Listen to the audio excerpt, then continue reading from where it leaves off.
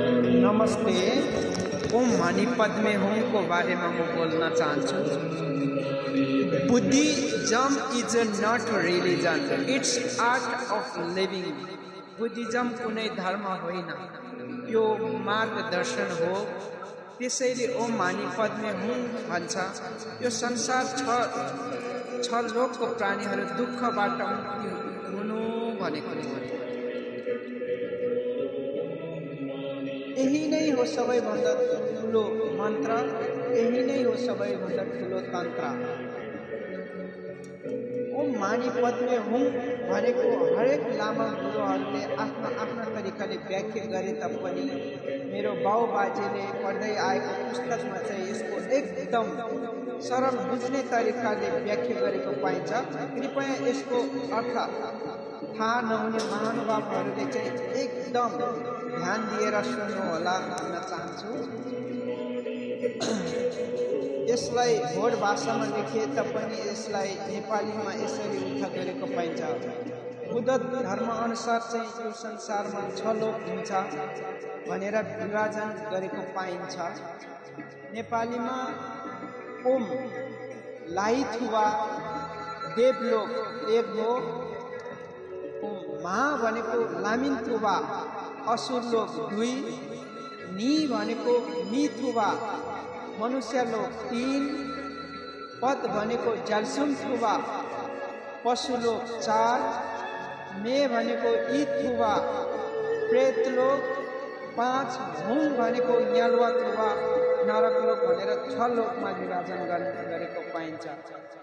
यो अक्षरको जप गरी भित्री मनबाट के सोच्नु भने मैले जपेको मन्त्रले 6 लोकको दुःख कष्ट भोगिरहेको प्राणीहरूलाई मुक्त दिलाउनुहोस् भनेर गरिने बुद्ध धर्म अनुसार आफ्नो इष्टदेव चन्द्रजीको मन्त्र हो भनेको छ।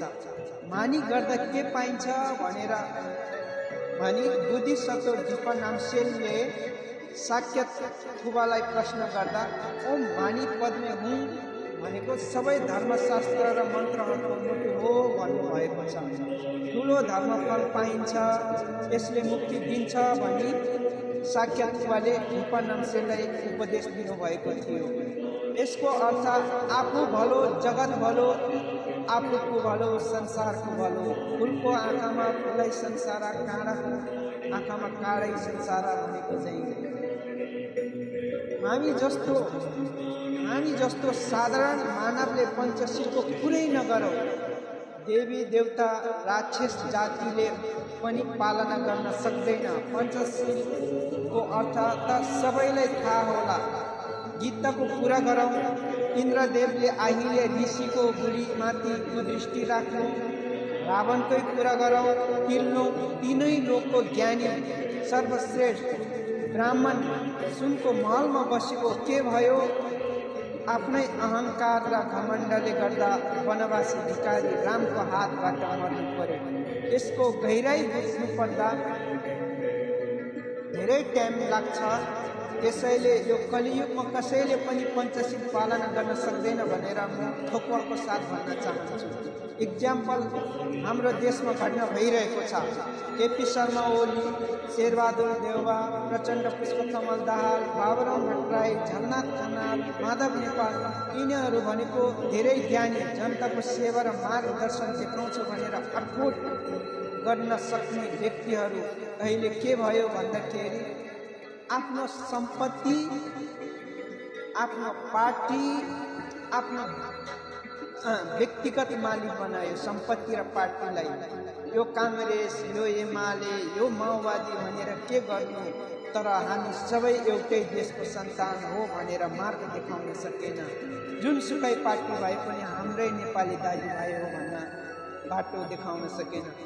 यति ठुलो क्षति देश र जनताले भोगिरहनु परेको छ। देश नै खरानी भएको छ। अझै भन्नु बुद्ध धर्मले यो संसार सृष्टि चलाउनु छ भने सम्पत्ति नखोज भनेको छैन। सम्पत्ति र व्यक्तिलाई आफ्नो मालिक नबनाउनुहोस् भनेको छ। अझै पनि घमण्ड, क्रूर, स्वार्थ लिएर यिनीहरूले गलत बाटो रोज्यो भने द्वापर युगको शक्तिशाली 3 लोक ज्ञानी ब्राह्मण सुनको दरबारमा बस्ने रावणले सारा राक्षस जातिकै विनाश गरे। हो त्यस्तै बाटो यिनीहरूले पनि साँच्चै उल्टो बाटो सोच लियो भने हामी सारा नेपाली र नेपालीहरूकै विनाश गर्न सक्छ।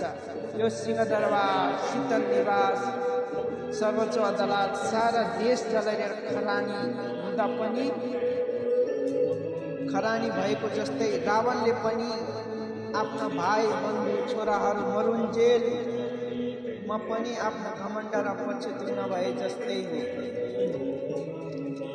त्यस्तै हामी नेपाल र नेपालीहरूकै अस्तित्व र सर्वनाश गर्न खोजेको त होइन भन्ने प्रश्नवाचक चिन्ह खडा भएको छ।